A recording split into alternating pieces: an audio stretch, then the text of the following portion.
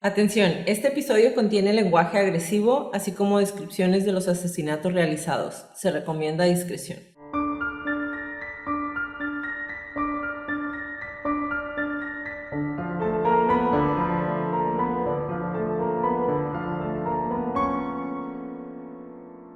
Hola a todos, bienvenidos a Crónicas de Crimen. Yo soy su host Jacqueline López y me acompaña como de costumbre Leti Mosqueda. Hi Leti. Hi Jackie. Queremos invitarlos a nuestras redes sociales Facebook, Instagram y YouTube como @Crónicas de Crimen para que nos den follow. Ahí subimos toda la información y fotos de nuestras crónicas y a que nos compartan con sus conocidos. Es la única manera de que más gente pueda escuchar nuestras crónicas. Comenzamos.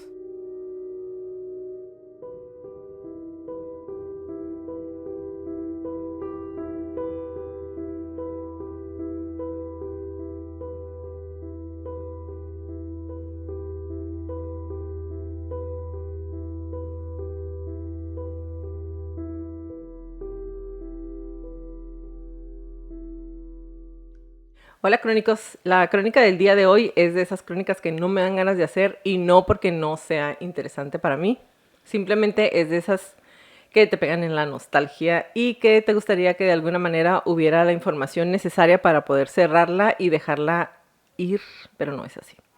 Al menos para una servidora, las dudas acerca de esta muerte siempre van a estar ahí. El 5 de abril del 2004 marca la fecha de la muerte del rey del grunge. Tras varios días después de que su esposa, la cantante Courtney Love, levantara un reporte de desaparición haciéndose pasar por la madre de Cobain y varios días después de que ella misma contratara a un investigador privado para localizar sin éxito a su esposo, un joven instalador de cámaras de seguridad que ingresó a su casa encontró el cuerpo del artista sin vida. El día de hoy les voy a narrar la crónica de la muerte de Kurt Cobain, el rey del grunge.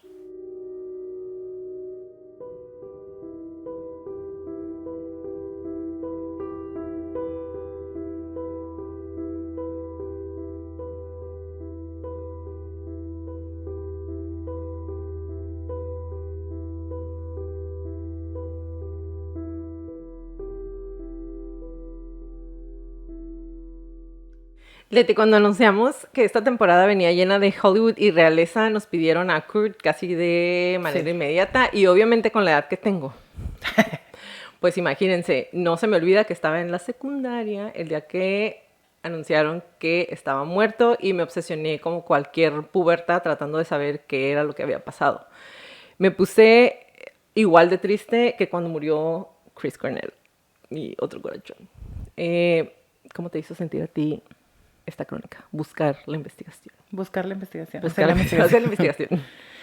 Bueno, justo te estaba platicando que cuando yo estaba en la universidad y estábamos viendo el suicidio, el case study que hicimos, el Caso de estudio. caso de estudio que hicimos fue a Kurt Cobain. O sea, a pesar de que sí recuerdo vaguísimamente las noticias alrededor en esa fecha, toda la información que absorbí ya, digamos, como profesionista fue viéndolo desde el punto de vista de un suicidio. Y te decía, hoy vengo dispuesta a jugar ese papel de que sí se suicidó versus que no se suicidó. Pero no porque en realidad esa sea como mi convicción, sino más bien porque tiene todos los elementos como para alegar que ese fue el caso. Y te estaba platicando que vi el documental que está disponible en Prime, que se llama... No me acuerdo, lo siento. No lo anoté por alguna razón. Y pues para variar es tristísimo y es como... Da impotencia también porque es una banda que marcó muchísima de mi etapa formativa. Con ellos conocí la música, conocí esa moda, a mí me gustaba, me quería vestir como ellos. O sea, me gustaba esa música, a mi mamá le súper chocaba que estuviera escuchando, porque siempre me decía, está muy depresiva esa música, no la escuches. Entonces ver con otros ojos, ya más experiencia de vida mía también y con un poco más de conocimiento y de haber estado haciendo las crónicas y escuchar todo otra vez, pues sí quedan muchos huecos y mucha información, pero eso es todo lo que sientes cuando estás aprendiendo de todo el caso, es tristeza, impotencia y como una nostalgia muy rara de lo que pudo haber sido si no hubiera pasado todo lo que pasó. Hablar de Kurt Cobain es hablar de la realeza del grunge. Es hablar de un artista atormentado y de un legado que a la fecha no se detiene. Forma parte del Club de los 27 y marcó a toda una generación con su música y sus letras irreverentes. La marcó también de una manera triste. Al menos a todos aquellos que pensamos que se fue muy pronto y que egoístamente queríamos que dejara más. El 8 de abril de 1994, el cuerpo sin vida de Cobain fue descubierto en una habitación encima de su garage por un empleado de Becca Electric. El nombre del chico era Gary Smith. Smith llegó a la casa esa mañana para instalar un sistema eléctrico de seguridad y vio el cadáver pensando que era un maniquí. Con la excepción de una pequeña cantidad de sangre saliendo del oído de Cobain, Smith informó que no había notado signos visibles de traumatismo y al principio creyó que estaba dormido. Al lado del cuerpo se encontró una escopeta que Cobain consiguió supuestamente con la ayuda de Dylan Carson. Una autopsia concluyó que la muerte de Cobain fue el resultado de una herida por bala infligida en la cabeza. El informe estima que Cobain murió el 5 de abril de 1994, alrededor de las 11:30 de la mañana. Pero ¿cómo llegamos hasta aquí? ¿Qué llevó a Cobain a quitarse la vida? ¿Cómo llegó la muerte? ¿Qué le causó tanta desesperanza? Kurt Cobain nació en el estado de Washington el 20 de febrero de 1967 en una familia cristiana y más tarde refleja esta parte de su vida en la canción Lithium. Vivió sus primeros 6 meses en Hoquiam hasta que su familia volvió a Aberdeen. Su padre se llamaba Donald Leland Cobain y su madre Wendy Elizabeth Brandenburg. También tenía una hermana menor, Kimberly, nacida el 24 de abril del 70. Quizá como una forma de dar sentido a sus sentimientos innatos de no pertenecer, Cobain, cuando era niño, inventó una vida de fantasía. Parte de esa fantasía implicaba pensar en sí mismo como un extraterrestre adoptado por padres humanos.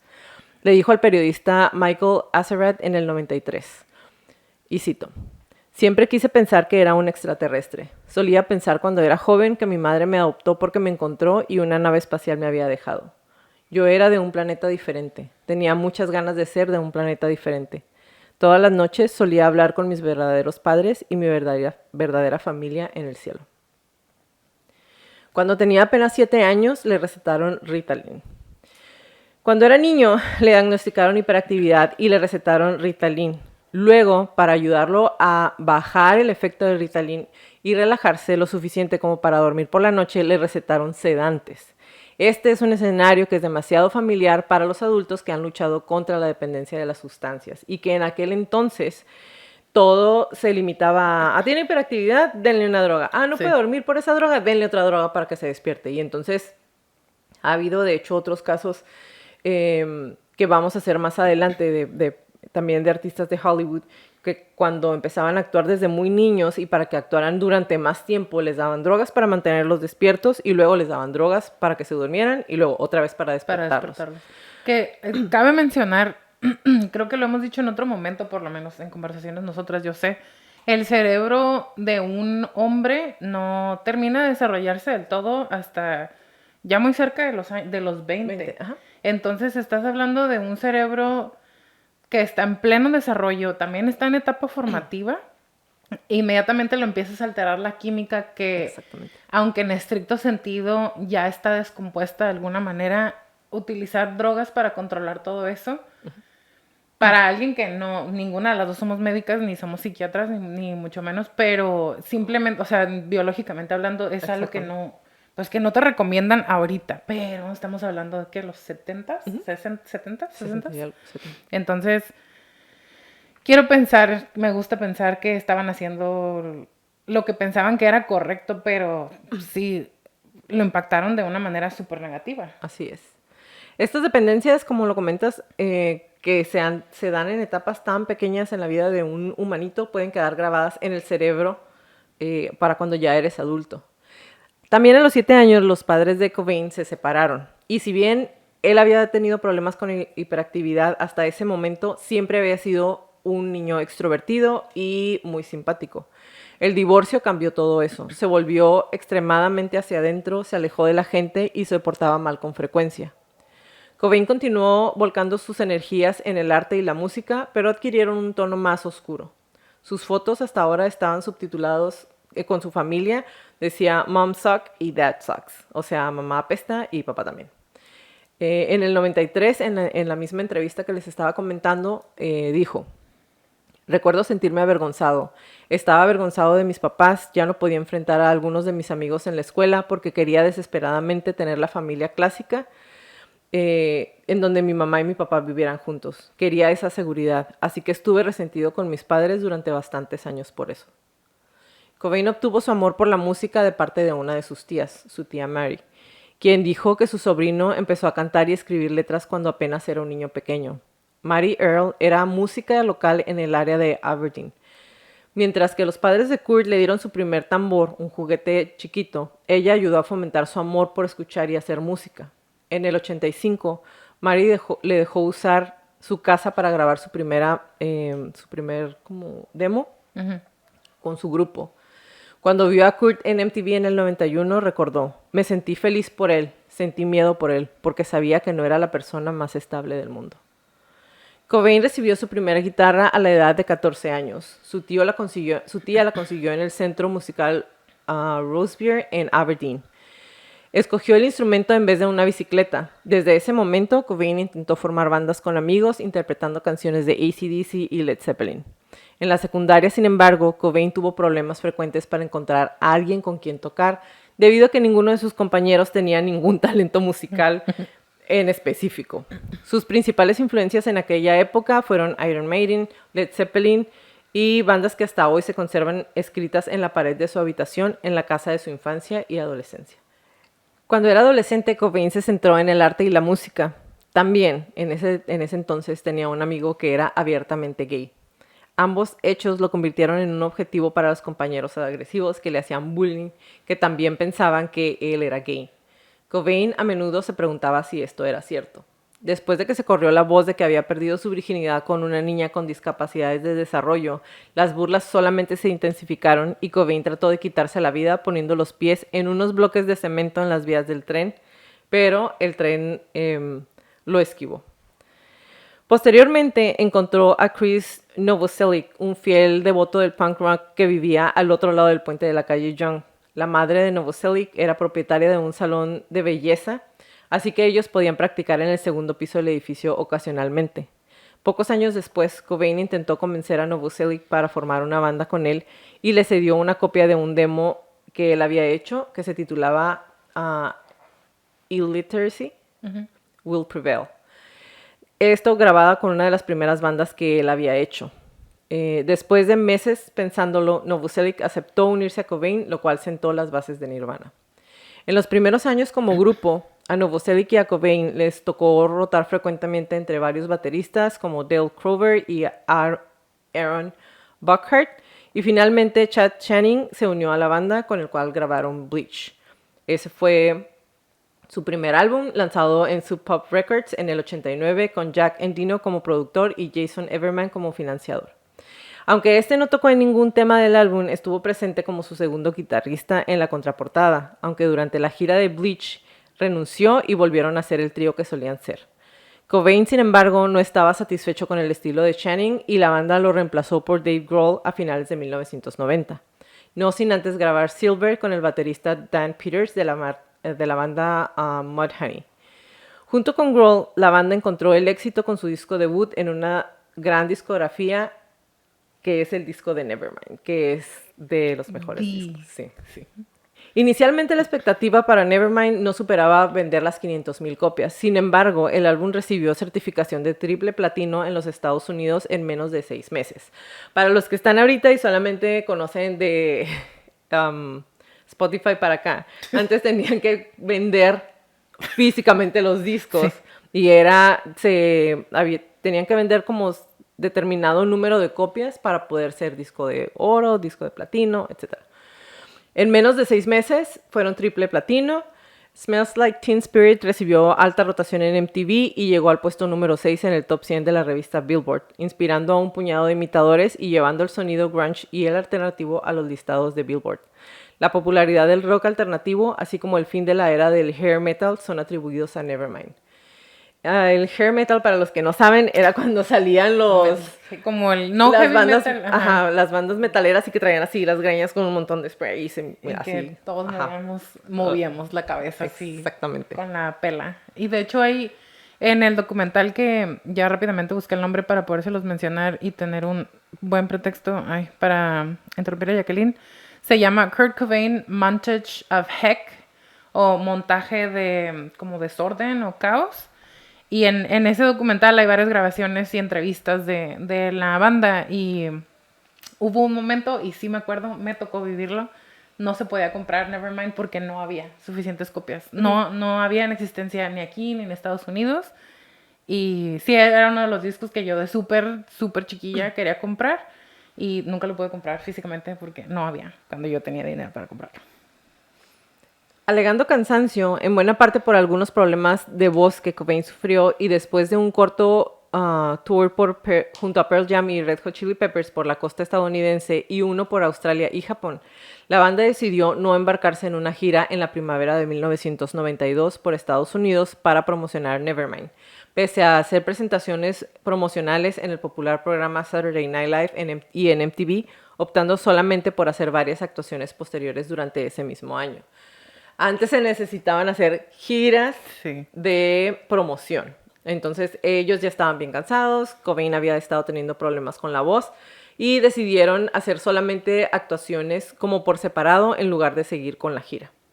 En el 93 salió el disco In Utero y con este disco la banda también se enfrentó a la censura. Grandes cadenas de almacenes como Kmart y Walmart se negaron a tener el álbum en sus estanterías, alegando que los títulos de las canciones como Rape Me y el collage de fetos plásticos en la contraportada del álbum eran muy controvertidos para cadenas orientadas a la familia. ¿Quién diría con todo lo que ponen ahora? La de Rape Me es como como un stand que él hace en contra de las disqueras y de como las grandes corporaciones y de cómo les querían quitar su esencia y les estaban robando como muchas de no de sus ideas tal cual, pero más bien de la parte de la censura, como que si quisieran controlarles absolutamente todo y que no los dejaran vender en ciertas corporaciones o que ciertas tiendas o que los papás, ¿sabes? Como que era como una lucha, ¿sabes? Contra el sistema, algo así era lo que él estaba queriendo hacer con esa canción. Cuando sale In Utero y le dicen que no pueden vender en Walmart o Kmart sus canciones, cambian y hacen una versión censurada. En la versión censurada cambian el nombre de Rape Me por Wave Me. Y cuando le preguntan a él por qué había aceptado hacer el cambio, él dijo que muchos residentes de los pueblos pequeños en Estados Unidos no tenían tiendas locales de música y tenían que comprar los álbumes en grandes cadenas como Kmart y por eso aceptó. Si musicalmente seguía la orientación grunge en todas partes, las letras escritas por Cobain eran mucho más personales y oscilaban entre la hostilidad y el hastío, con algunos momentos súper lindos como Heart Shape Box, dedicado a su matrimonio con Courtney Love, y temas que eran casi un ajuste de cuentas como Radio Friendly Unit Shifter contra la industria discográfica, que fue lo que estabas mencionando ahorita. Tuvo muchos problemas para adaptarse al éxito masivo de Nirvana con sus fuertes raíces underground. Además, se sintió perseguido por los medios hasta el punto de compararse a sí mismo con Frances Farmer, y tuvo un resentimiento con personas que decían ser fanáticos de la banda, pero que no entendían el mensaje que él quería dar.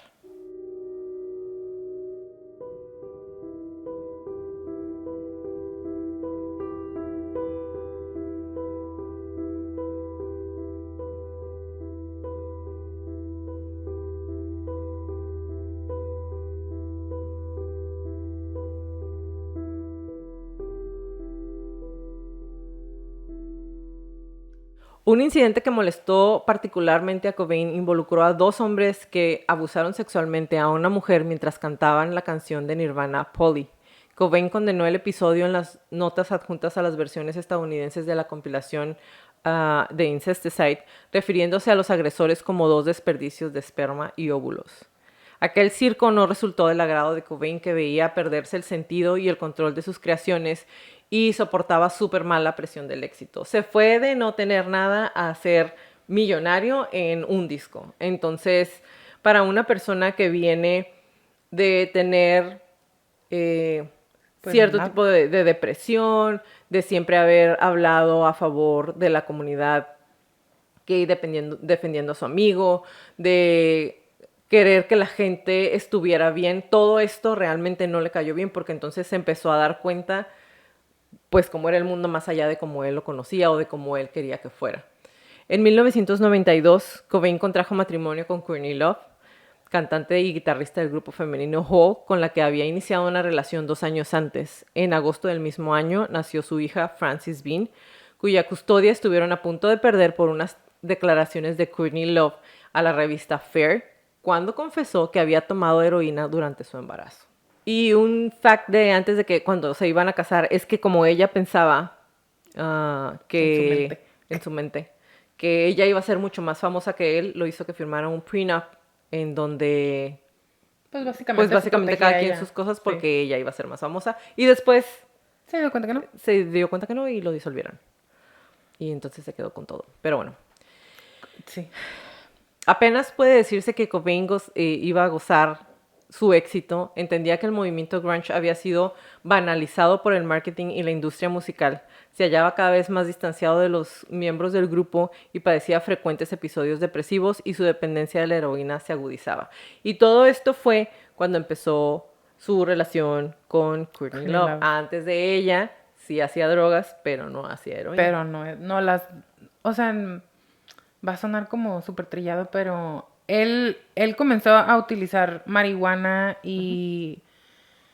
A utilizar marihuana y ya tenía los episodios depresivos y tomaba... No tomaba en exceso, pero no tomaba una cantidad apropiada para su edad o para sus circunstancias. Pero es correcto, él no hacía drogas fuertes hasta que Courtney Love se las presentó. Les voy a leer algo que encontré y... Bueno, ahorita les digo.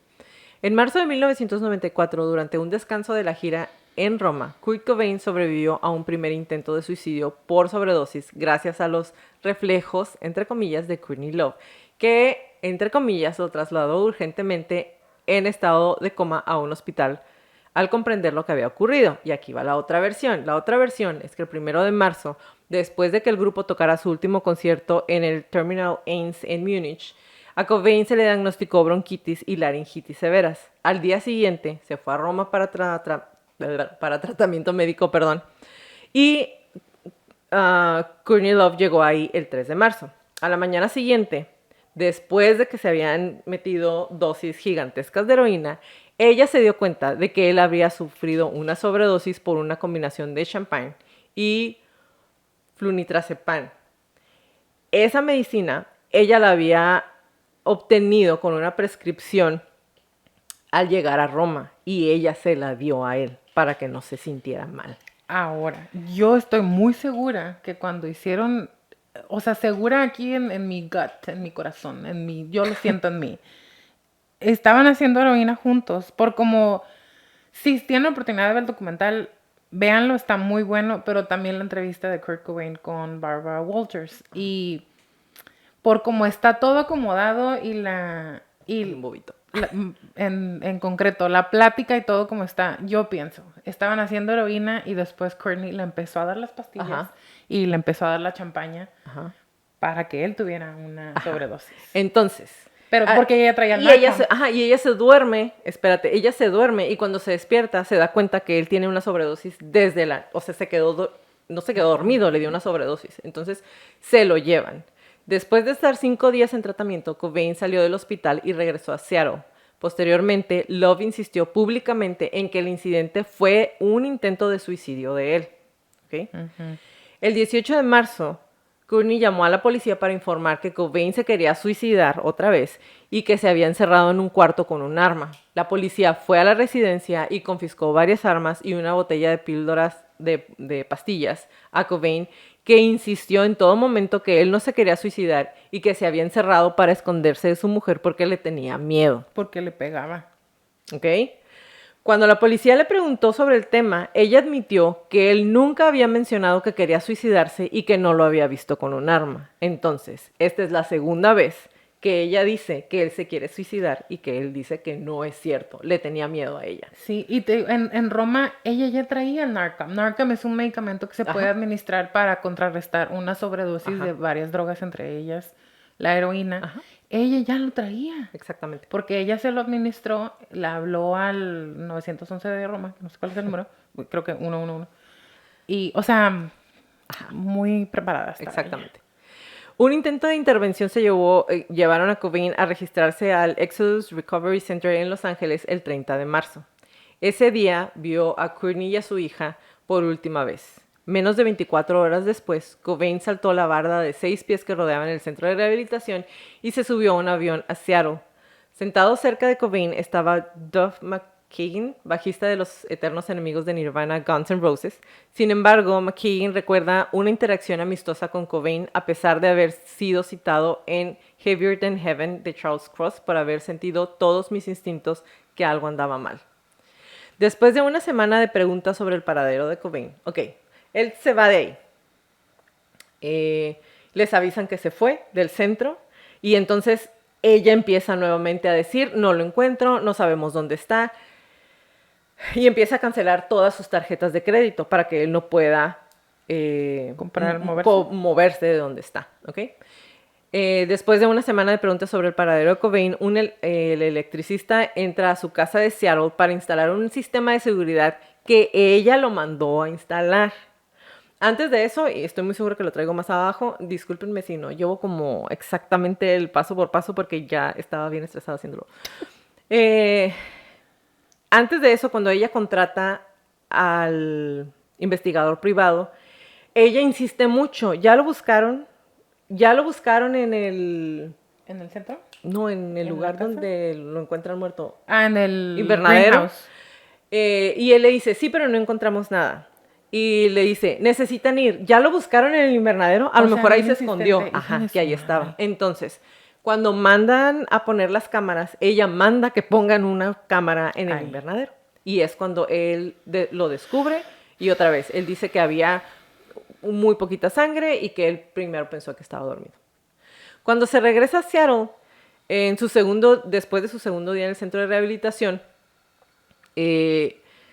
después de haber bromeado de que la barda estaba bien chiquita y que se la podía brincar, se brinca la barda, se va, y cuando se va, inmediatamente toma un taxi al aeropuerto y se regresa a Seattle.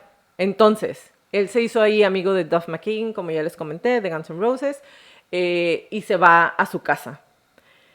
Lo que es muy raro es que mucha gente lo ve en el Inter. Para esto, Courtney Love habla y dice que es la mamá de Kurt Cobain y que quiere que encuentren a su hijo. Que está súper extraño que haga eso. Pero después dijeron, lo que pasa es que ella quería mantener todo en secreto para que la gente no supiera. Pero si quieres encontrar a una persona de una manera tan desesperada y una persona que es tan famosa, ¿por qué no decir? ¿Saben que no lo encontramos? Sí. Hubo gente que lo vio en Seattle, y se supone que la familia de él no sabía en dónde estaba, pero sí lo ven en varios lugares, incluso deambulando por un parque, entrando en una tienda de armas, todo esto aproximadamente 2 semanas antes, pues le habían quitado todas las armas que él tenía, entonces lo ven que entran, en donde dicen que adquiere el arma con la que finalmente se supone que se quita la vida, ¿no? Aunque su cuerpo fue encontrado el 8 de abril, el forense en la escena de la muerte de Cobain estimó que su muerte real ocurrió el 5 de abril, 3 días antes de que se encontrara su cuerpo. 2 días después del suicidio de Cobain, todavía no había información sobre dónde estaba, y Nirvana se tuvo que retirar del festival Lollapalooza, donde iban a tocar el 7 de abril, ya que, pues obviamente, si no estaba él, no había quien cantara y no podían completar el espectáculo. El electricista Gary Smith ingresó a la casa de Cobain el 8 de abril, como ya les comenté, con el pretexto de instalar un sistema de seguridad, y cuando Smith entra a la casa, finalmente encuentra el cuerpo de Cobain. También encontró la escopeta y la nota de suicidio de Cobain. En los días siguientes se llevó a cabo una vigilia pública en el parque del centro de Seattle, a la que asistió Chris Novoselic, compañero de Courtney Love y de Nirvana. La muerte de Cobain cerró rápidamente el libro sobre el grunge y la caída de la escena de Seattle que él mismo había ayudado a levantar. Es decir, dieron por terminada como esa etapa en donde Seattle por fin había tenido como que su artista y se había levantado, y ahí mismo, en el mismo lugar en donde se había hecho famoso, cierran después con el aparente suicidio de Kurt.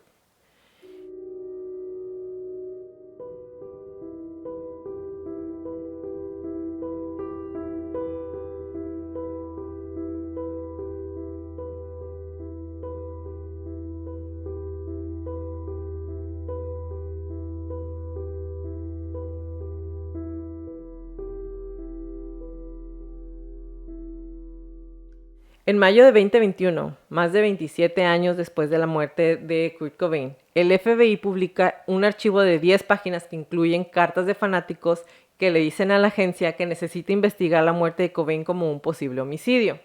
El FBI concluyó: no podemos identificar ninguna violación de la ley federal dentro de la jurisdicción de investigación del FBI, y agregó que la mayoría de las investigaciones de homicidio o muerte generalmente caen dentro de la jurisdicción de las autoridades estatales y locales. Déjenos en paz.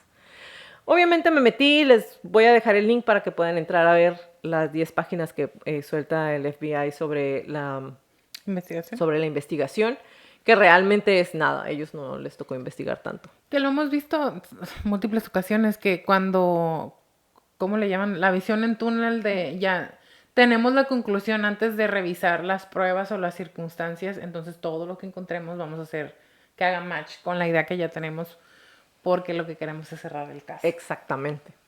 El Departamento de Policía de Seattle, que dirigió el caso, en realidad volvió a examinar la evidencia en la investigación de la muerte en el 2014. Durante ese proceso, el departamento publicó unas fotos que nunca se habían visto de las escenas de la muerte de Cobain, y según la policía, este examen es la evidencia que confirma que la muerte fue un suicidio.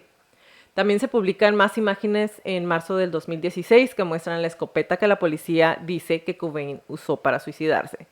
Les voy a poner la foto porque la escopeta está como de este vuelo. O sea, inclusive el señor es como medio cuerpo del detective, y dices tú, se supone que él la utilizó para suicidarse. Entonces, ¿cómo jodidos con el largo de la pistola le hizo para disparar el gatillo, que la pistola diera vuelta porque la encuentran volteando para el otro lado, la mano de él está de este lado, la pistola está aquí enfrente, o sea...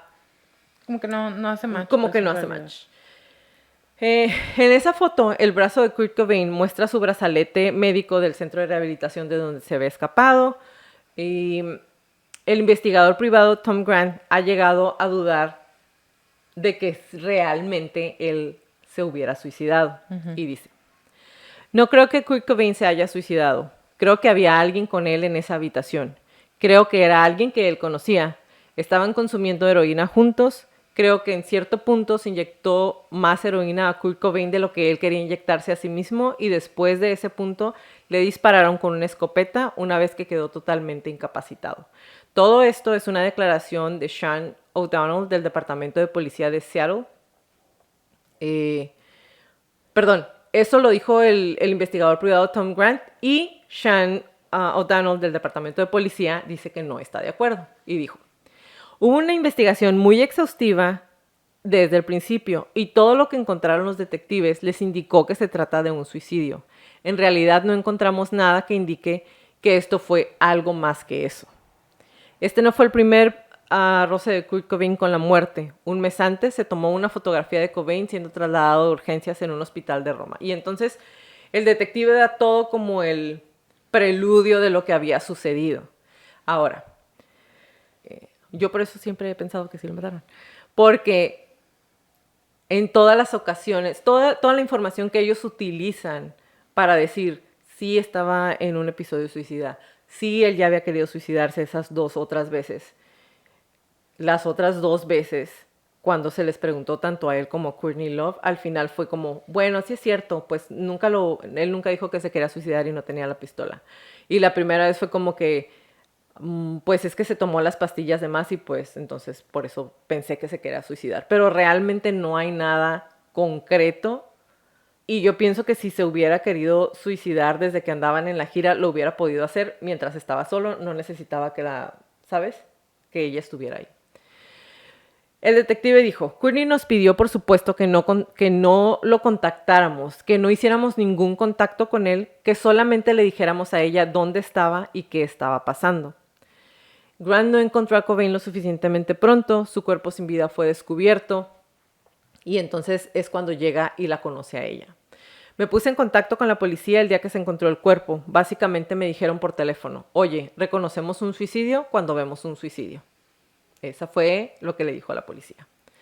Pero cuando más descubría a Tom Grant, más se convencía de que la causa oficial de muerte estaba equivocada. Grant cree que encontró importantes inconsistencias en el caso. Por ejemplo, Grant dijo que la tarjeta de crédito de Cobain parecía haber sido utilizada después de su muerte.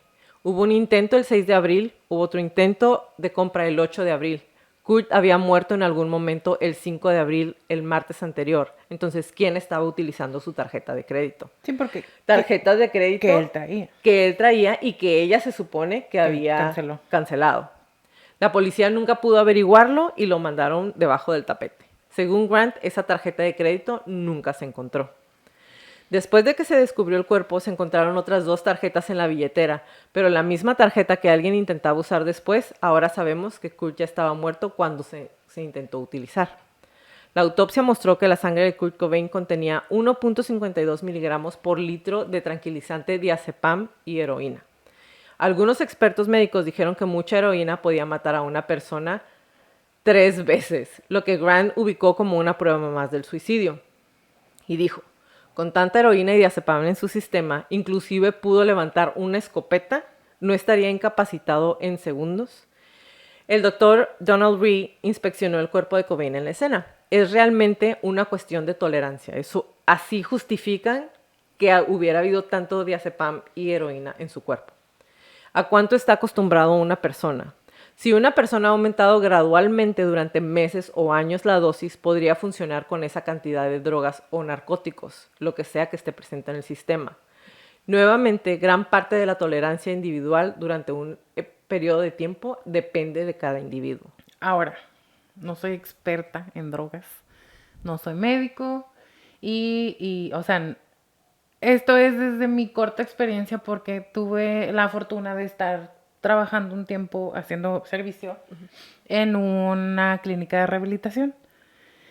Y parte de las cosas que nos contaban las personas a las que estábamos ayudando y las personas que las están cuidando y los médicos que están ahí es que no existe tal cosa como desarrollar una tolerancia a la heroína. No es una droga que interactúa con el sistema nervioso central ni con el sistema, con el cuerpo humano, de la misma manera que el alcohol o que la marihuana, por ejemplo, que ahí sí la cocaína. O la cocaína.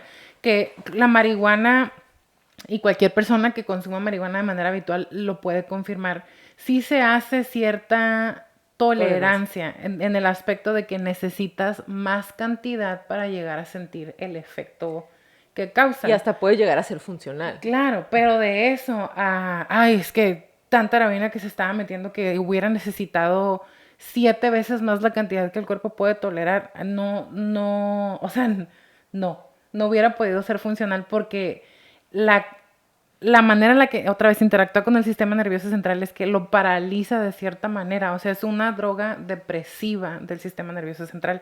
Y no es aparte que... diazepam, sí, y no es como que, o sea, él tendría que inyectarse en vez de, no sé, una dosis 2 para poderse tranquilizar. No, porque en cuanto entra el torrente sanguíneo, hace su efecto, hace la interacción.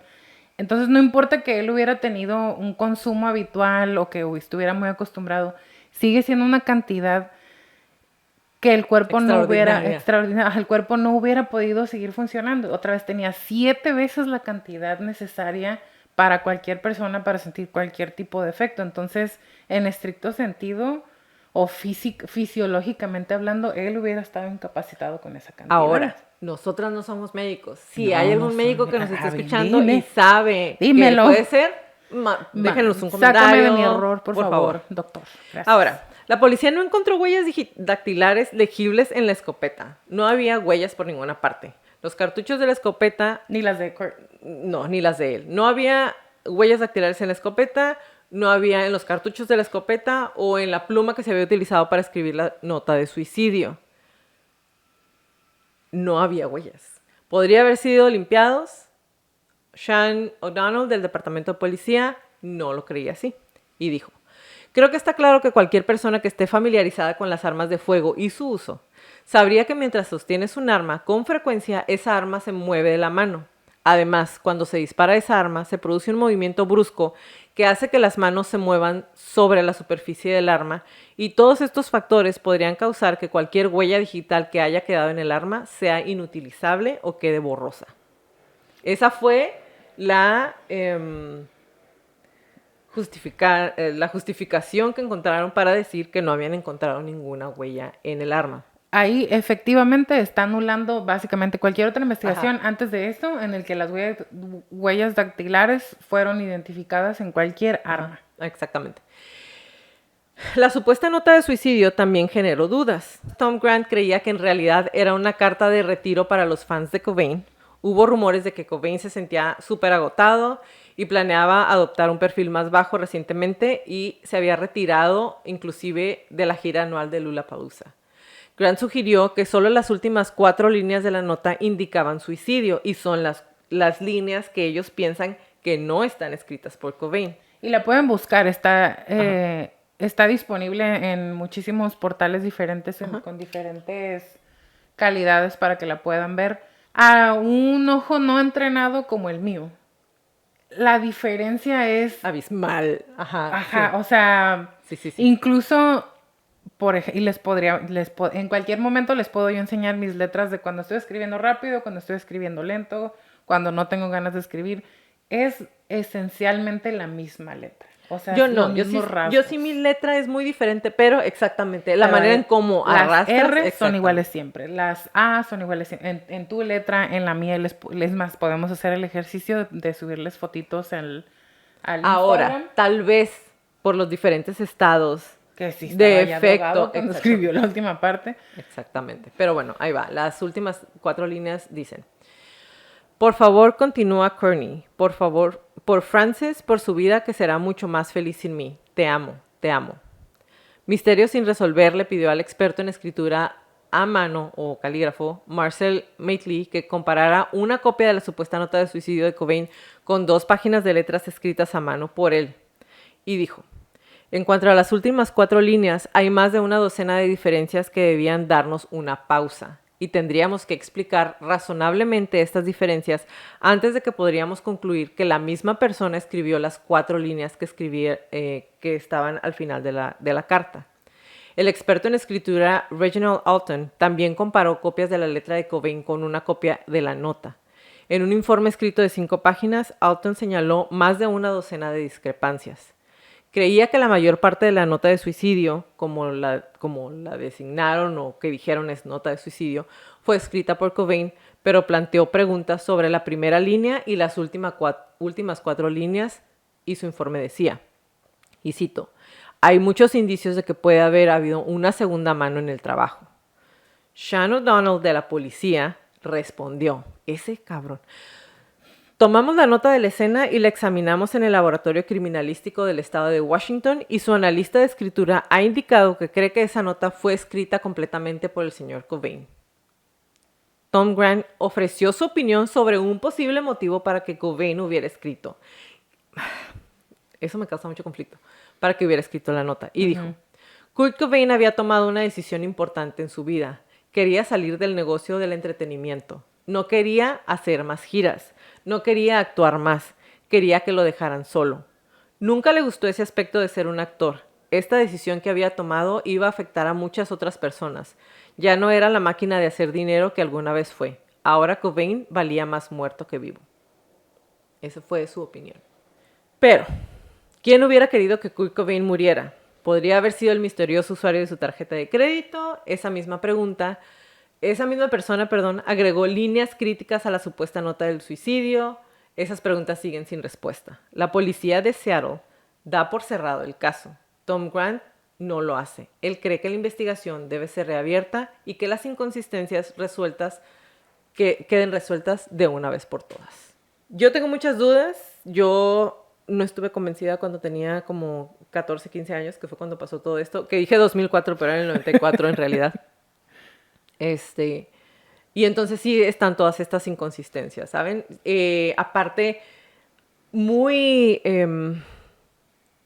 no sé, se me hace súper raro porque lo encuentran a él, está el arma, está a la vista así como en super display la cajita con la heroína que se supone que él se estaba, había una jeringa En su y brazo. está su cartera y en la cartera lo único que sobresale es su identificación.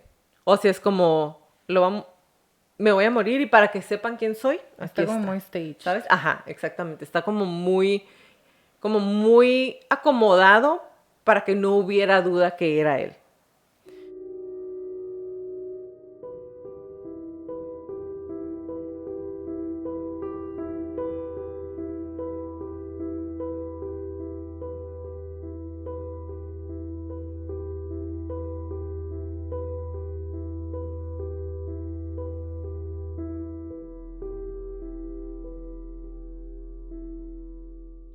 Y hasta que llega mi información, dinos tú qué traes. Antes de empezar con eso, como les decía al inicio, y para darle pie al perfil, estamos hablando de una persona que en diversas ocasiones, antes de conocer a Kurt Cobain y después de conocer a Kurt Cobain, esas son las diversas, había intentado, podemos olvidar, había intentado suicidarse y decir, había estado involucrándose en actividades de alto riesgo que podrían indicar de alguna manera este deseo que tiene cada ser humano de ser destruido. Ese es un hecho psicológico. En todo ser humano hay un principio de destrucción. Y se puede ver en la sociedad, se puede ver en asesinatos, en suicidios, ¿Andamos por la vida queriendo morir? en conductas. En conductas de alto riesgo hay tales cosas como suicidio crónico, suicidio localizado y, por ejemplo, una persona que toma en exceso podríamos decir que es un suicidio crónico, ¿no? Pero esa es una afirmación psicológica sostenida y en las cuales se les podría dar 1000 ejemplos. Entonces, esta es Así empezamos en la universidad a ver el caso de Kurt Cobain, el maestro que me dio clases, que nos dijo, vamos a hablar de Kurt Cobain y del suicidio. Y nos puso la última canción del último concierto de Nirvana, que es el Unplugged, y la última canción es Where Did You Sleep Last Night? ¿Dónde dormiste anoche? Uy, sí. Yo lloraba cada vez que lo escuchaba Esa porque qué bonito canción canta. es mi canción. Esa interpretación es mi interpretación favorita de todas las canciones de Nirvana por lo que significa. Esa canción habla de una persona que le pregunta a su ser amado, ¿dónde estuviste ayer? No me estés mintiendo. Y después dice, yo me voy a ir a donde los pinos están, a donde hay mucho frío y ya no voy a estar. Entonces está hablando, es como muy simbólica la canción, pero hay una parte muy importante. Si tienen la oportunidad de verlo, está en YouTube, todo el Unplugged, pero adelántenle si quieren hasta el final y luego lo vuelven a ver.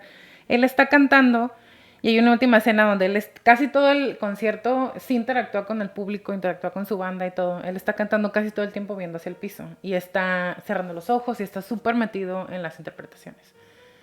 En las últimas frases, creo que es ya justo antes de terminar la canción, él está viendo hacia el piso, suspira, se escucha el suspiro que hace, voltea la cámara, no exactamente la cámara, sino como hacia un lado, abre los ojos y el maestro ahí le puso pausa y nos dijo, esa es la cara de la desesperanza.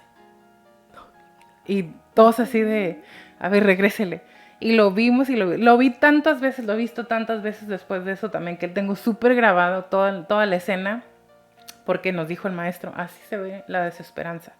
Y lo hemos platicado en otras ocasiones, que cuando en el cerebro está funcionando la parte de la desesperanza, el miedo, la confusión, entonces ya no se puede, no hay espacio para que haya planes del futuro. Por eso les digo, yo vengo no a quererlos convencer ni a decir, estoy segura que sí se suicidó, pero es muy fácil, entiendo por qué fue tan fácil para la policía y para todas las personas que dijeron que sí se había suicidado, convencer a los demás. Ahora, sorry, antes de que sigas. sí sabes que se había caído y tenía escoliosis y no se podía enderezar. Sí. Y sí sabes que durante meses, ya casado con la Courtney Love, Courtney, maldita love. sufría de dolores de estómago muy raros. Sí, por eso empezó a utilizar heroína porque era el único sedante que le ayudaba. ¿Y sabes qué he pensado yo todo este tiempo? Que algo le daban. Como que lo estaban envenenando poco a poquito. Fíjate, no lo había considerado así tal cual. Sí suena muy Munchausen by proxy. Podría haber estado pasando, pero Ajá. también No, esos we never know. problemas estomacales los tenía desde muy joven, ¿no? Ujú. Bueno, entonces Freud dice que las fuerzas destructivas siempre están en constante conflicto con las potencias constructivas que responden al instinto de la vida. Kurt Cobain, desde muy niño, siempre estaba preocupado por las otras personas. Él quería que la gente fuera feliz, él quería ser feliz, era un niño muy feliz cuando estaba pequeño. Tenía muy buena memoria, pero tenía hiperactividad con déficit de atención. Le hicieron varios estudios, eventualmente le dan los medicamentos que, por cierto, causan una gran dependencia en adultos. Imagínense Imagínense en un niño. 7 años. Y él lo único que quería era que lo amaran. Ese es el único pecado, ¿no? Por así decirlo súper dramáticamente. El único pecado que tenía Kurt Cobain era que él quería ser amado. Cuando sus padres se divorcian, él no nada más no puede entenderlo, no lo puede asimilar y no lo puede superar porque le causa un trauma. ¿Por qué le causa un trauma? Porque todos los sentimientos que él tenía respecto a la separación de sus padres, como no iba a tener una familia normal, todos los sentimientos que él tenía eran negativos y no tenía un lugar seguro donde sentirlos. Porque tanto su madre, que no estaba lista ni emocional ni económicamente para tenerlo cuando lo tuvo, que estaba muy joven, y su padre, que lo único que hacía era rechazarlo, humillarlo y hacerlo sentir avergonzado de sí mismo por ser una persona tan sensible. Entonces Kurt no tenía dónde sentir esos sentimientos y los tuvo que internalizar. Eso causa un trauma psicológico y él tuvo que crecer con ese trauma. Entonces ellos se divorcian a los 7 años y desde los 7 años que ellos se divorcian hasta cerca de los 9, o sea, más de un año, lo van cambiando de casa en casa como una pelotita. Porque con su papá no tenía un lugar seguro y su papá no lo entendía, lo juzgaba, lo humillaba, varias ocasiones intentó golpearlo porque era un señor que bebía en exceso, y lo corre de la casa. Lo manda con sus abuelos, lo manda con sus tíos, lo manda con sus primos, y después de 3 semanas en casi todas, así on the clock, después de las 3 semanas ya no lo aguantaba, porque tenía déficit de atención, hiperactividad y un trauma psicológico, porque él llegaba a la casa con el sentimiento de me corrieron de allá porque no me querían, porque yo no soy digno de que me amen, entonces aquí tampoco. Y ya lo hemos hablado en otras ocasiones, cuando un niño, un preadolescente, un adolescente, incluso un adulto está convencido de una conducta que ellos hacen que va a causar conductas en otros, la genera. Entonces, imagínense, él ya trae todos estos problemas y está convencido de que no lo quieren, entonces llega a estas casas para comprobar que nadie lo quiere. Y se comporta de manera que es difícil para los otros, sin educación y, no sé, con las carencias afectivas que todo el mundo tenía, y terminaban corriéndolo. Eventualmente se regresa a casa de su madre después de haber sufrido abusos mentales de todo el mundo, y él nada más quería escaparse. Comienza a hacer robos pequeños, comienza a tener pensamientos suicidas, porque una característica o un comportamiento de Kurt era escribía muchos diarios. Hay muchísimos diarios de donde se saca muchísima la información que está en el documental y varia la información que nos compartió Jacqueline. Entonces él en la mayoría de sus escritos de alguna manera estaba hablando del deseo de morir, o esta como casi obsesión, podríamos decir, que yo más bien lo diría como que él iba caminando siempre en paralelo a su propia muerte. Y por todo esto, mucha gente decía que él era maníaco depresivo. En los 60, 70 así se le llamaba a las personas que tenían trastorno bipolar. Más adelante les voy a hacer como un resumen de un trastorno bipolar para que para que pensemos cuál de los dos tipos de trastorno bipolar él podía tener.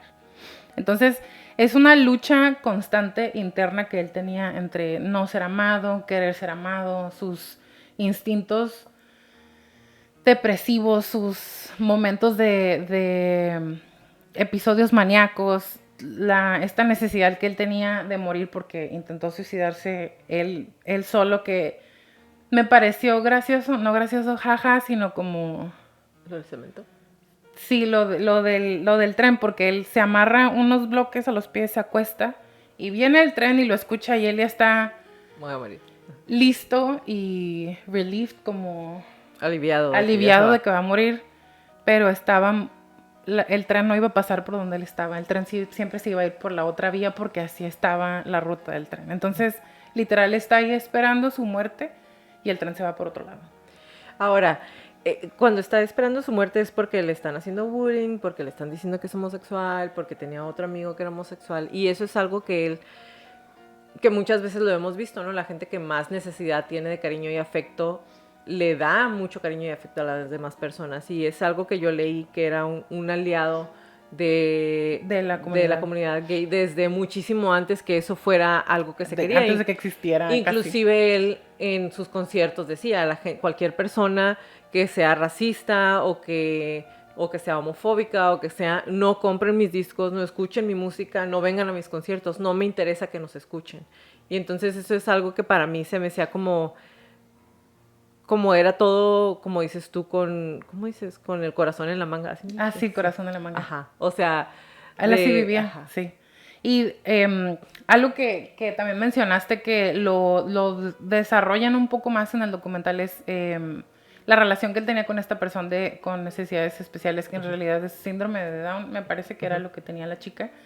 Entre sus actividades autodestructivas, fumar marihuana, estar robando, estar participando en actividades de alto riesgo, sus amigos, que no eran sus amigos, él así lo dice, eran mis amigos, pero no. Yo sabía que no era mi lugar con ellos. Iban a la casa de esta chica a fumar marihuana porque ella siempre estaba sola. Su papá abusaba sexualmente de ella y la dejaba sola casi todo el día porque él se iba a trabajar y cuando regresaba la golpeaba y abusaba de ella. Entonces, estamos hablando de una preadolescente, adolescente con necesidades, facultades mentales diferentes o necesidades diferentes, abusada sexualmente, que lo único, bien sabemos, las personas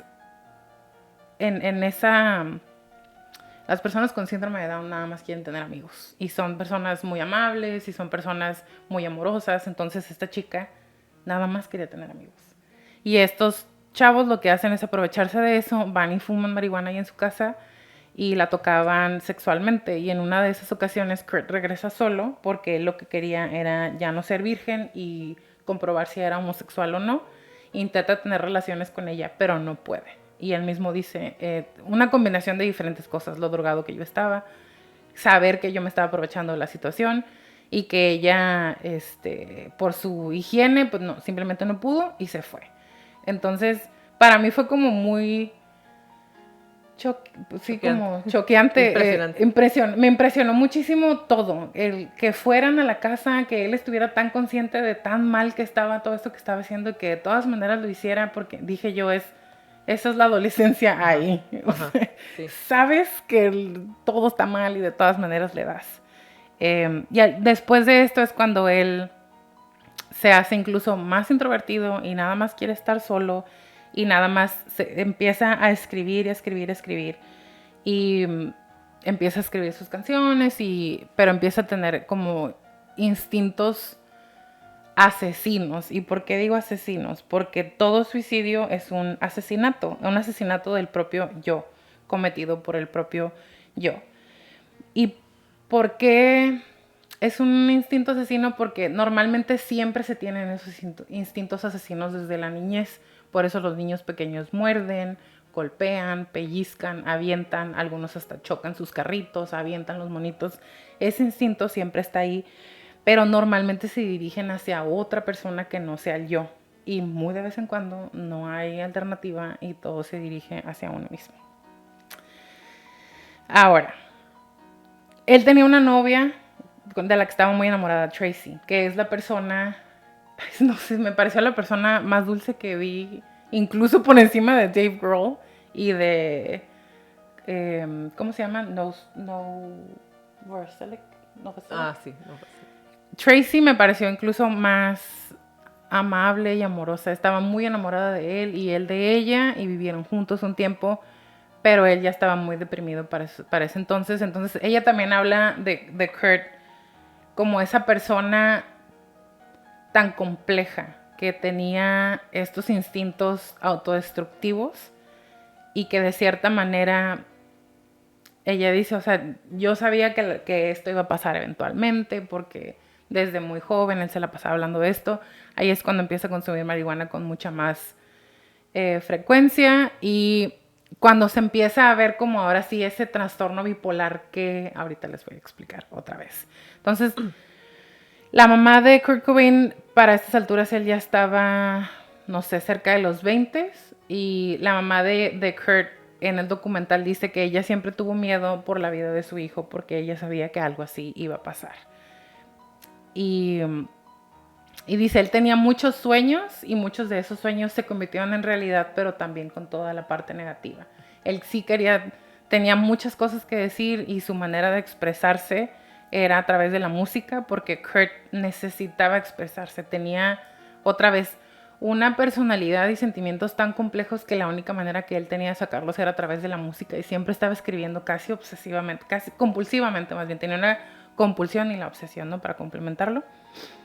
Y toda su música otra vez, si le ponemos atención, si analizamos la letra de varias de las canciones, todas están como desde, que así es el grunge, como desde un lugar muy oscuro de la personalidad. Ahora, conoce a Courtney Maldita Love. A mí ella nunca, desde que yo estaba joven incluso, nunca le he comprado su acto. Para mí ella está actuando casi todo el tiempo. Y hace rato lo estaba platicando con Brando, que hubo un solo momento en el que sí le creí durante su entrevista con Barbara Walters, que esa señora me cae gorda también, porque se me hace muy perrucha. Pero en la entrevista Es la Sí, sí, sí. señora. A mí no me cae bien, la respeto ahora. Yo la amo. La admiré en la entrevista con Courtney Love, porque Barbara Walters iba lista, preparada y con toda la intención de destruir a Courtney Love en esa entrevista. Tenía muchísima información y la estuvo confrontando constantemente. Regresando a Kurt Cobain. Conoce a Courtney Love, piensa que conoce el amor por fin. Para él iba a poder sanar esta necesidad de una familia completa. Él quería tener hijos, él quería estar feliz con ella, hacía todo por ella, la amaba muchísimo. Incluso en los videos caseros que hay de ellos dos conviviendo, que se puede ver claramente que ambos están drogadísimos, se puede ver a Kurt tranquilo, versus cuando no estaba con ella o antes de conocerla o en el inter en el que sí andaban y no andaban, que se peleaban muchísimo, que siempre se le ve como muy ansioso. Yo sí reconozco que está muy drogado y que esa droga precisamente te puede parecer como que está relajado, pero las interacciones que tiene con ella, sobre todo cuando está Frances, después de que nace, se le ve de cierta manera tranquilo.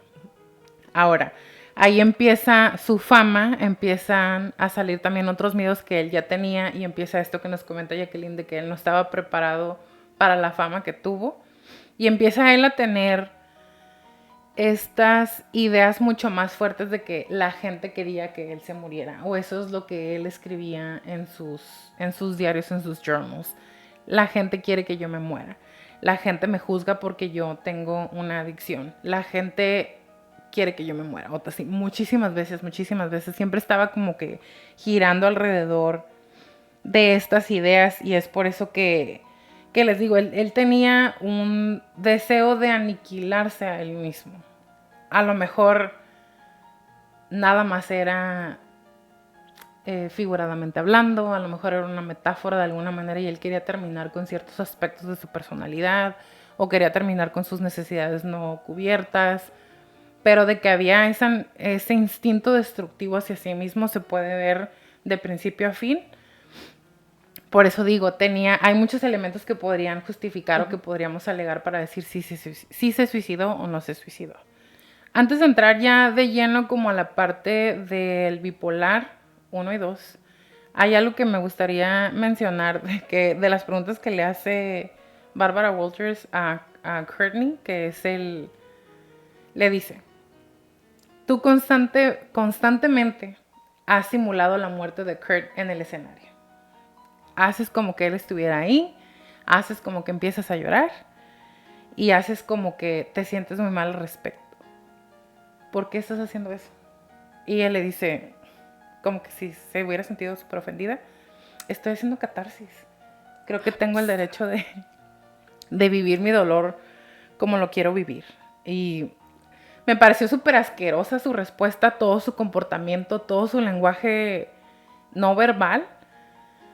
Me dio asco. O sea, en ese momento fue como, eres una persona asquerosa, no te estás aprovechando 100%. Si en algún momento a alguien le hubiera quedado una duda de que ella se estuviera aprovechando de todo esto para sacar más fama, más dinero, provecho, ahí queda completamente eliminada esa duda. Y le decía a Jacqueline, Bárbara le hace una pregunta, que es el único momento en el que le creí en todo esto, pero también puede estar ella mintiendo y yo nada más creyéndole. Le dice, ¿tú piensas que tú tuviste la culpa de la muerte de Kurt? Y él le dice sí. ¿Por qué? Porque le estuve reclamando que en uno de sus momentos de estar súper high en heroína tiró a Frances. Se le cayó y ella se golpeó en la cabeza y entonces le estuve reclamando muchísimo, muchísimo, muchísimo y yo pienso que por eso él se suicidó. Y le dice a Bárbara, entonces estás diciendo básicamente que tú pudiste haber detenido la muerte de Kurt. Y ella le dice sí. Y ahí como que sí le creo porque se le quebró la voz, cambió de ser esta persona que está como muy altanera, se hunde en el sillón y le dice Bárbara, ¿y crees que hubiera sido permanente? Y ella le dice, no. Y ahí sí estoy de acuerdo con ella. Otra vez, por todo el track record que ya trae Kurt, por todas las actividades que estaba haciendo, por todas estas acciones sin miedo a las consecuencias de alguna manera, yo pienso que sí, definitivamente ella no hubiera podido detenerlo si él de verdad lo que hubiera querido era suicidarse. Ahora, vamos a empezar a hablar del bipolar 1 primero y después del 2. El trastorno bipolar 1 son ciclos de manía y de depresión y de otros diferentes estados de ánimo que van desde los normales, como sentirse irritado, tranquilo, triste, confundido, hasta irse digamos, al otro extremo de los estados de ánimo maníacos. Es como si fuera una montaña rusa. Ahora, ¿qué es la manía? Es un periodo distinguido de un estado de ánimo irritable, expansivo, elevado, persistente. Y que es persistente por mucho tiempo. Y se puede ver como una persona con muchísima energía, alguien que se siente wired, como una persona que se siente como muy alterada, digamos. Intenso. Muy intenso, ajá. Alguien que tiene pensamientos que van demasiado rápido, como que tu cerebro va corriendo y tú no alcanzas ni siquiera a terminar un pensamiento cuando ya está empezando el otro. Alguien que habla muy, muy rápido, muchísimo más rápido de lo normal para esa persona y casi al grado en el que ya no se le puede entender otra vez porque el cerebro va mucho más rápido de lo que la boca puede expresar en palabras. Muchos de los comportamientos que tienen las personas durante un episodio maníaco son de alto riesgo sin necesidad, como, no sé, manejar a alta velocidad en un freeway, como quererse aventar de un puente porque no está tan lejos o porque voy a caer en agua y no me va a pasar nada. Cosas sin sentido, que en realidad son de alto riesgo, pero esa persona lo está interpretando, percibiendo como que no es de alto riesgo. Y una como sensibilidad, podríamos decir, fuera de lo normal en cuanto a los sentidos como el olfato y el tacto, como una cobija suavecita se va a sentir súper suavecita y va a ser inexplicable, o ese olor que normalmente no me molestaría me está molestando ahorita, o huele demasiado delicioso y necesito estarlo oliendo muchísimo. Y las personas con el trastorno bipolar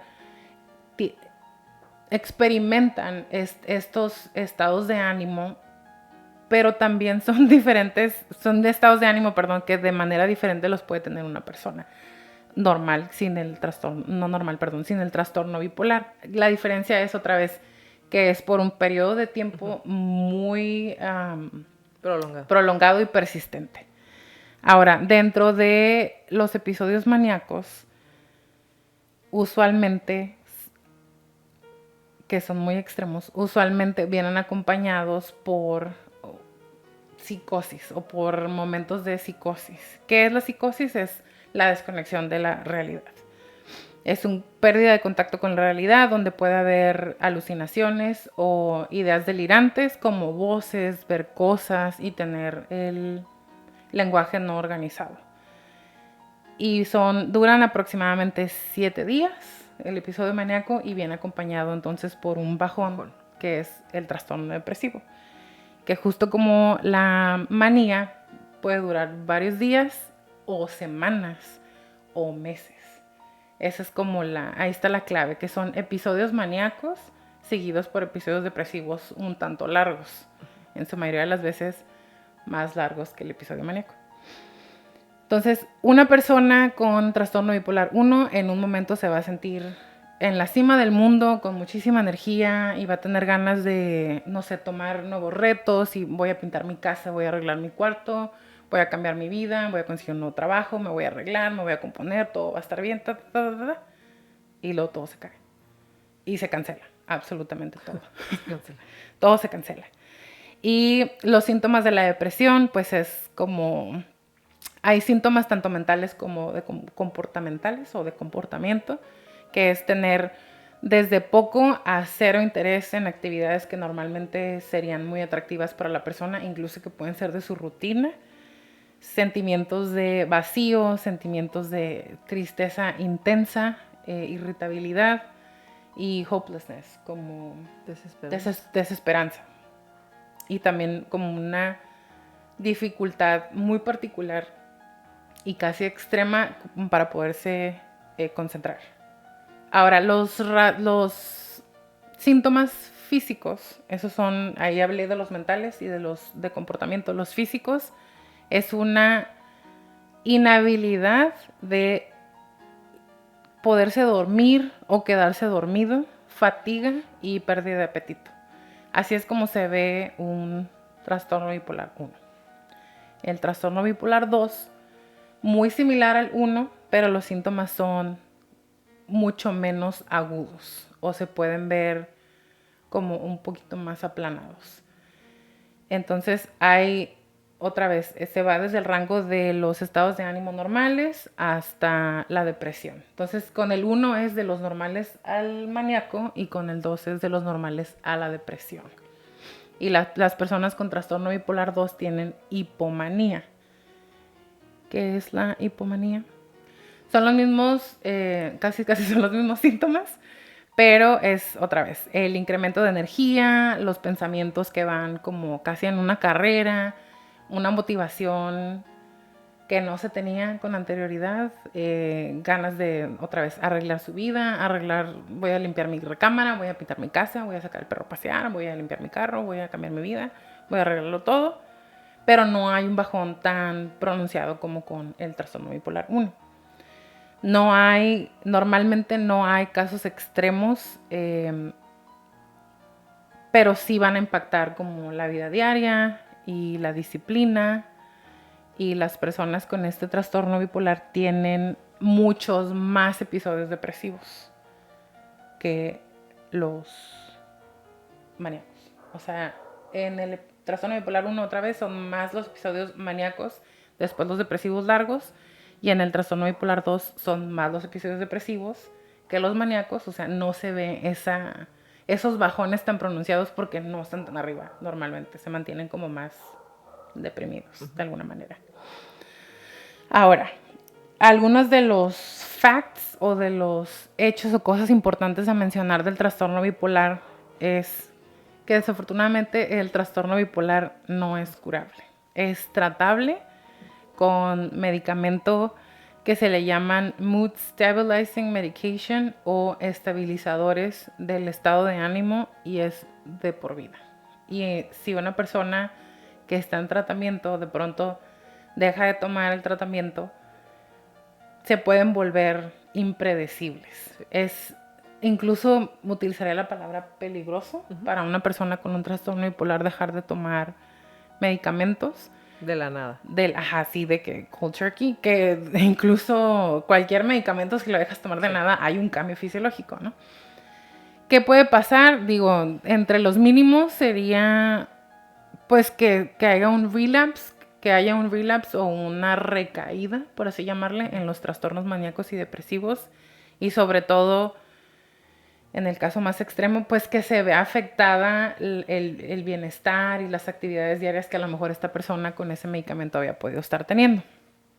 El trastorno bipolar no es nada más depresión y no es nada más los episodios maníacos, es una combinación en diferentes maneras de los dos. Y algo que me causó como mucho conflicto y me dio mucha tristeza también es que es severamente mal diagnosticado. A las mujeres normalmente se les diagnostica con depresión, entonces nada más se les da medicamento para tratar la depresión. ¿Y qué haces con los episodios maníacos? Ajá. Y a los hombres que eres una histérica. Ajá, sí. Estás histérica. Y a los hombres se les diagnostica como si fuera esquizofrenia. Entonces imagínense que le estén dando un medicamento que ni siquiera va a tocar así, hacerle cosquillitas a la hipomanía, a los episodios maníacos, a la depresión. Algo que da mucho miedo, pero es una realidad. Cualquier persona en cualquier momento puede desarrollar trastorno bipolar. Tiene que haber ciertas circunstancias de vida para que esto pase, pero le puede pasar a cualquiera. Y es muy, perdón que te interrumpa, No sé. es como las personas que tienen déficit de atención con hiperactividad, es alto el porcentaje que pueden desarrollar bipolaridad. Es como, creo que el 30 al 40%, y es mucho más en mujeres, o sea, jodidos de por vida, las mujeres, o las personas que nacieron con biología femenina. Y normalmente se desarrolla en los últimos años de la adolescencia, muy cerca de los 20 o los early 20s, o sea, 20, 19, 20, 21, por ahí. Pero también se puede desarrollar en niños pequeños y en adultos mayores. Lo cual dije, bueno, pues entonces nadie se puede salvar. Exactamente. No es hereditario o no hay algo, o sea, que si mi mamá o mi papá o algún familiar tuvieron trastorno bipolar, entonces yo ya seguro voy por el mismo camino. No hay tal cosa así, no hay una conexión así genética. Puede haber una sola persona en un árbol genealógico de 50 que tenga bipolar y nadie más. Y también puede haber muchísimas personas en la familia con trastorno bipolar 1 o 2 y que los hijos o los primos o los hermanos no lo desarrollen. Entonces, la historia familiar no es una garantía en cuanto a la genética. En cuanto a comportamientos, trastornos, crianza, esa parte sí es importante. Tristemente no hay estudios de sangre ni scans del cerebro, no hay un estudio fisiológico que se pueda hacer para detectarlo o para diagnosticarlo. Todo es del comportamiento, del estado de ánimo y del psiquiatra que te toque. El psiquiatra que te toque, el psicólogo. Ahora, los mood swings o los cambios repentinos y hasta violentos, podríamos decir, de estado de ánimo son normales para las personas. ¿Quiénes los tienen más o mucho más agudizados? Las personas con déficit de atención e hiperactividad, las personas con déficit de atención sin hiperactividad y las personas que tienen útero que pueden quedar embarazadas. ¿Y por qué ese ejemplo? Porque es donde se puede ver, digamos, en un ambiente controlado, porque no necesariamente significa que haya un bipolar, pero ahí es donde podrías ver esos cambios del estado de ánimo tan violentos. ¿Y por qué digo violentos? Más bruscos, podríamos decir, porque es como de un momento a otro y hay un cambio que para una persona que no lo sufre podría hasta parecerles como que estás histérico. Exactamente. Ahora, no quiere decir que si estás de buenas y luego estás haciendo un berrinche, seas bipolar. No. Necesitan estar diagnosticados. Necesitan ir al psicólogo y al psiquiatra. Exactamente. Ahora, algo que en el manual diagnóstico Nada la más Biblia. vienen dos tipos, el 1 y el 2. Pero hay un tercer tipo, digamos como el primo lejano, que no está reconocido tal cual así por el manual diagnóstico, pero muchos psicólogos y psiquiatras lo manejan como que, también está este otro tipo Esta opción. esta opción. Entonces, el tipo 1 es un episodio maníaco y uno depresivo y puede haber psicosis. El tipo 2 es un episodio hipomaníaco y un trastorno depresivo mayor, otra vez porque en el tipo 2 hay mucha más depresión y no es nada más un episodio pequeño, un episodio, ¿saben? Es trastorno depresivo mayor es por el tiempo. Y leí por ahí que el tercer tipo es la ciclotimia, que son los ciclos de hipomanía y distimia. La distimia es el trastorno depresivo mayor, pero muchísimo más extendido. Estamos hablando de que un episodio, que casi ni se le podría llamar así, de años. Entonces, una persona que tiene años con depresión ya es distimia. ¿Por qué? Porque no es un episodio, es ya un estado de ánimo semipermanente o permanente, persistente, o muchos episodios seguidos, tan seguidos que se ve como uno solo. Entonces, la ciclotimia serían estos ciclos de hipomanía y de distimia. Otra vez, no viene tal cual en el manual diagnóstico, pero se anda utilizando mucho ahorita ahí con los médicos.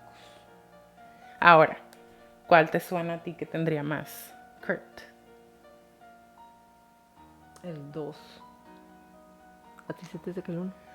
Se me Estoy muy dividida, pero creo que el 2 también, yo se lo doy. Estuve muy dividida mientras estuve haciendo toda la investigación y otra vez, si tienen la oportunidad de ver el documental, nuevamente se llama Cobain Montage, ¿cómo se dice? Montage of Heck. Salió en el 2015. Tristísimo, o sea, neta, quise llorar. Le puse pausa un par de veces. Por como todo bien explicado y porque muchas de esas cosas que siempre les digo, es difícil hacer un diagnóstico o aventar un nombre de un trastorno porque no tenemos a la persona. Como este documental está basado en grabaciones que hay de él, entrevistas que hizo, sus journals, sus diarios y su música y la gente que estaba súper cercana a él, que digamos tendrían mucho menos motivación de mentir, como Dave Grohl o el otro que se me sigue olvidando su nombre, Novoselic. Ajá, Novoselic. Su mamá, que aunque, señora, por favor, pero es su mamá y sí lo quería, o sea, Su mamá. Su mamá. Y también hay entrevistas con su papá, que me cayó gordito el señorcito. Yo le voy más al 2 también. Incluso aquí traigo unas, ¿cómo se dice? Unas grafiquitas que Brando va a poner aquí, si se puede. Dice que no. Esto no se puede.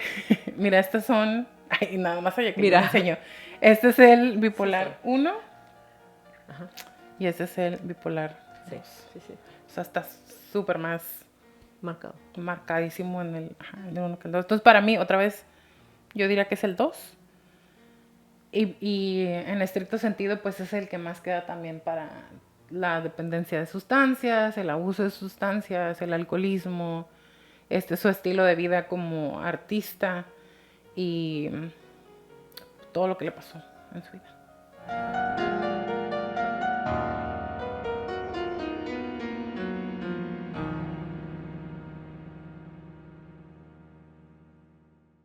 No hice una conclusión porque está muy triste.